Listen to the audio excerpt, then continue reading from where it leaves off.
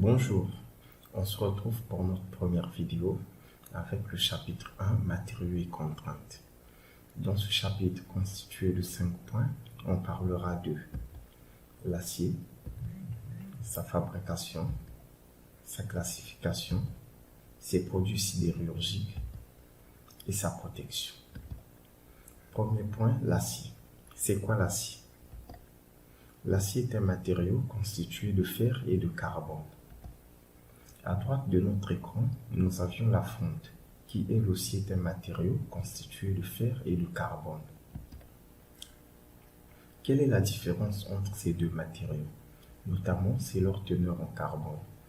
Pour l'acier, nous avions une teneur en carbone comprise entre 0,05 et 1,70%. Pour la fonte, une teneur en carbone comprise entre 1,70 et 6,30%. L'acier peut être constitué de d'autres éléments ajoutés de manière involontairement ou volontairement, hormis le fer et le carbone.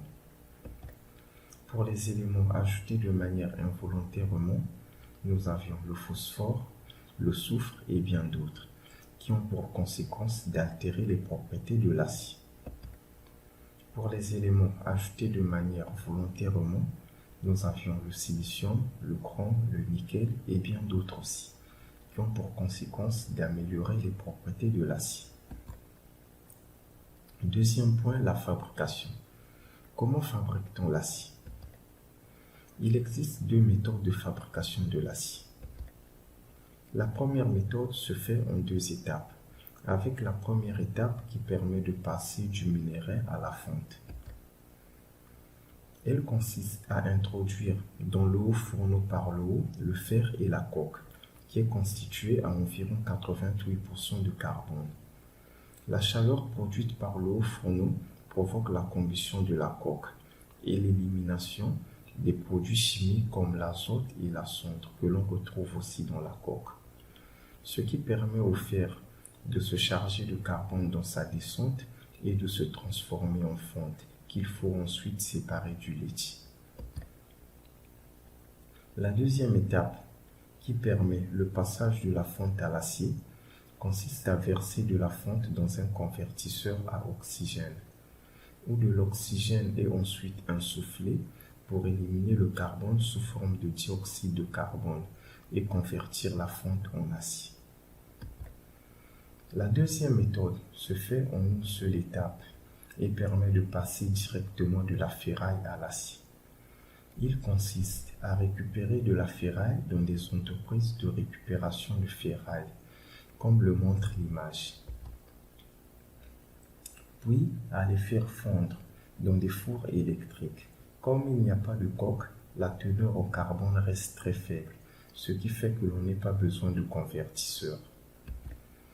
Notons bien que les deux méthodes produisent de l'acier sauvage, qu'il faut ensuite diriger vers des stations d'affinage où l'on retranche ou ajoute différents types d'éléments pour obtenir différents types d'acier.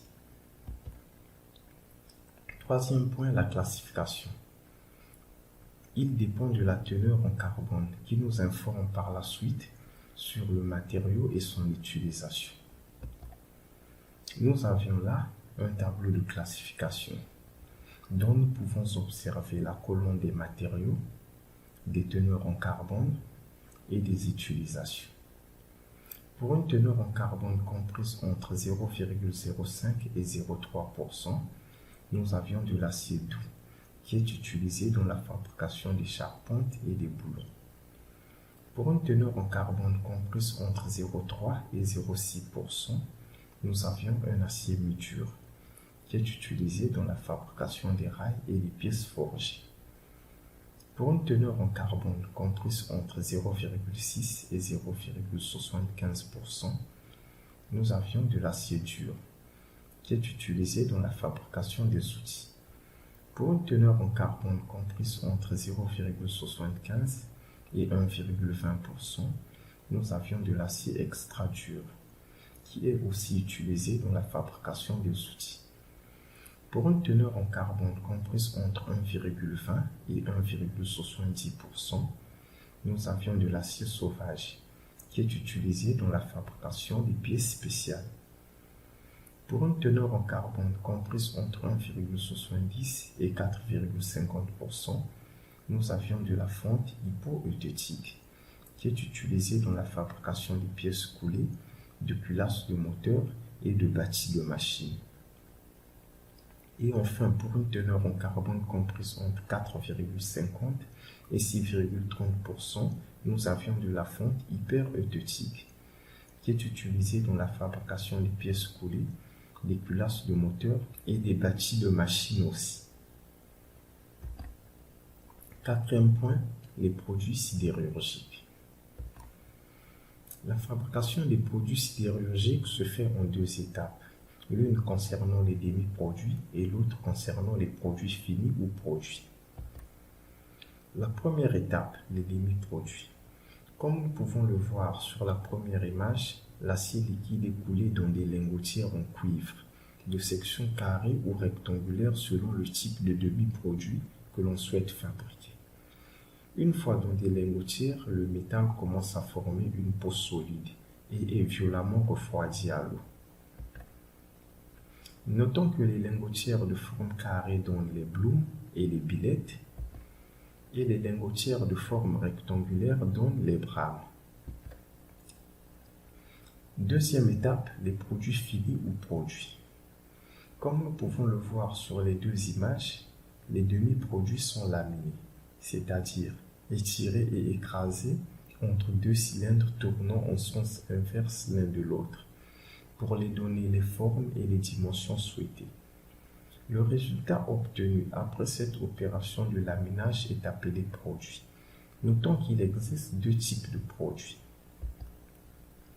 Les produits plats représentés par les tôles, les plaques et autres, et les produits longs représentés par les profilés en I, en U et autres aussi. Cinquième point, la protection. Exposé aux intempéries, exemple la pluie, l'air marin, l'humidité et autres, l'acier généralement livré brut finit par rouiller. Cela est dû par la présence des atomes d'oxygène dans l'air qui viennent se loger à la surface de l'acier. Sachant que l'acier est constitué de fer et de carbone, les atomes d'oxygène se logent précisément entre les atomes de fer. Ces éléments se recombinent et donnent de l'oxyde de fer. Autrement dit, le fer retourne à son état naturel. Comme l'oxyde de fer prend plus de place, il se dilate et s'effrite. La réaction peut se poursuivre en profondeur et détruire complètement l'acier, comme nous pouvons le voir sur cette image. Pour éviter que l'acier ne rouille, il faut la protéger. Mais avant tout, il convient de réaliser un traitement de surface qui se fait soit par crénaillage ou par décapage à l'acide. Une fois le traitement fini, nous pouvons maintenant protéger l'acier. La protection de l'acier se fait de deux manières. Premièrement, par l'application de peinture avec des exemples comme la vinylique, la polyuréthane et autres. Deuxièmement, par application de revêtement métallique avec des exemples comme la chromatisation et bien d'autres aussi. On se retrouve très bientôt pour une nouvelle vidéo. En attendant, abonnez-vous, cliquez sur le pouce en l'air et sur la cloche de notification pour être informé de nos prochaines vidéos et nous encourager dans notre lancée.